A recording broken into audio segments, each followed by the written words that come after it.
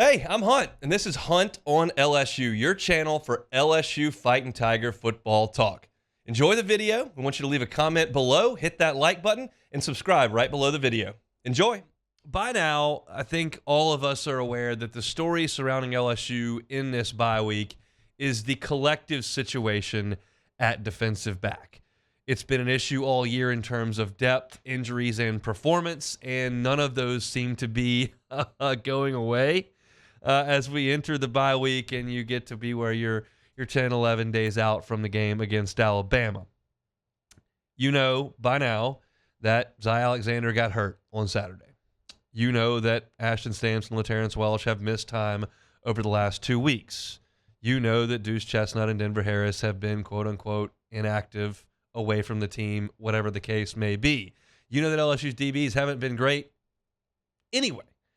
So this is the situation that we've been discussing for a few days. I want to go back to yesterday's media availability and give you Brian Kelly's update on Deuce Chestnut and Denver Harris, two of the guys we thought would be starters at corner for this team. Listen, I know a lot of people have questions about their status. All I can tell you is that they're on scholarship, they're enrolled in school, but right now they're not participating. They're still in the program, they're still in good standing, but they're not able to play right now. So let's leave it at that. Let's be patient, and we'll see what happens down the road. Unfortunately, Coach, it's not my job to leave it at that. I've got to expound on it a little bit. It's obviously discipline. We know this at some point. There have been some things that have gone on away from football that don't allow those two guys onto the field. They're not practicing during the bye week. And quite frankly, with no inside information whatsoever, I'm not comfortable sitting here telling you that I think they're going to play on next Saturday against Alabama. I'm far more comfortable telling you, don't think you're going to have those two guys. If you do, great. That's fantastic. It doesn't feel that way. So you look at this defensive backfield and you're you're low on dudes. LaTerrence Welsh can play. Ashton Stamps can play. He returned to practice. Jeremiah Hughes can play. Sage Ryan can play. Javian Toviano can play. That's kind of where it stops at corner. So physically, there are enough humans, just none of them have played. You haven't asked Jeremiah Hughes and Javian Toviano to do anything. Ashton Stamps has played very little college football. Sage Ryan's a safety. So next week, we'll dive into what in the heck LSU is going to do in the secondary. But thankfully, at this point in this week, which is a bye, we can take a deep breath and I go, okay, this is a secondary that's had numbers and talent issues for 2 years now. Why? Well, it's pretty simple. Eli Ricks and Dwight McLaughlin left. You filled the transfer portal up with guys, and then they left. You know that story by now. You know about Jark Bernard Converse. You know about Mekhi Garner. You know about Joe Fouché. Like, they brought in guys as a stopgap, and they left. And then they brought in some more guys this year. And 2 of them are inactive and are not helping you at all.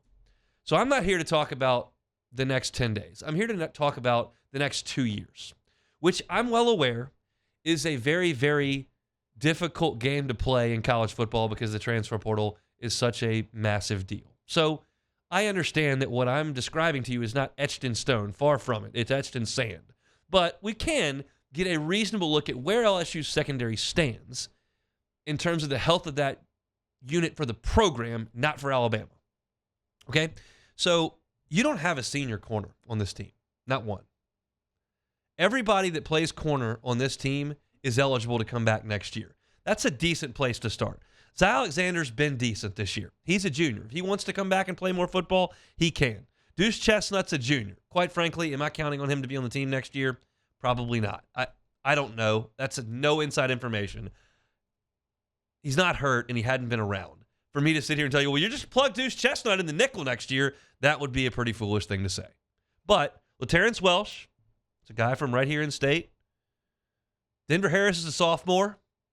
You transfer somewhere else, you got to sit out. He could be back. J.K. Johnson's a sophomore. He broke his leg. Now, he's dealt with injuries for 2 years now. So I'm not telling you he's going to come back and be a first-team All-American, but he is a sophomore and can come back. Ashton Stamps is a freshman. Jeremiah Hughes is a freshman. Javian Toviano is a freshman. That's 3 guys you think can play corner, although Toviano's working at safety more. That's 3 freshmen and 3 sophomores and 2 juniors that are on this team. Plus, if you look at the 2024 class that LSU's bringing in, Kai Bates, 4-star corner from Orlando. Juwan Johnson's one of the best players in the state of Louisiana. He's playing quarterback right now for Lafayette Christian, but he's a projected corner and a really good athlete. PJ Woodland is a guy they brought in with a commitment out of Hattiesburg in the last couple of days. You've got Wallace Foster, who's a 3-star corner from Warren Easton. You've got Bernard Causey, who you got yesterday as a commitment. He's from John F. Kennedy down in New Orleans. He's a 3-star. That's 5 guys who play corner in this class. Now, all of a sudden, I look at this and I go, this has been a big issue for 2 years, but there's a lot of depth in numbers in what this projects to next year. It is not unreasonable at all for me to look at the cornerback position at LSU and go, on next year's roster, I think there's a pretty good chance you've got Zy Alexander, LaTerrence Welsh, Denver Harris, J.K. Johnson, Ashton Stamps, Jeremiah Hughes, Javian Toviano, Kai Bates, Juwan Johnson, P.J. Woodland, Wallace Foster, Bernard Causey. That's like 10 or 11 guys. Now, the odds are one of the guys I just listed doesn't work out and transfers out. That's just the nature of the beast. But you've got enough depth of numbers there that make you go, okay, you got some people, and you're bringing in high schoolers. Stamps is from high school. Hughes is from high school. Toviano is from high school. Bates, Johnson, Woodland, Foster, Causey, those are all high school guys. You're starting to do the way you should be doing it. You can't stop gap it every year with transfer guys, because sometimes you're going to get Jarek Bernard Converse and Mekhi Garner, and sometimes you're going to get Deuce Chestnut and Denver Harris. And you can't play that game every year. And then you move over to safety. You do have senior safeties. Greg Brooks is out of eligibility. He's got far greater things to concern himself with. We understand that. Andre Sam is a grad transfer. He's been in college for, let me check my notes, 11 years, so he's going to have to move on. Major Burns is a junior. He can come back if he wants to.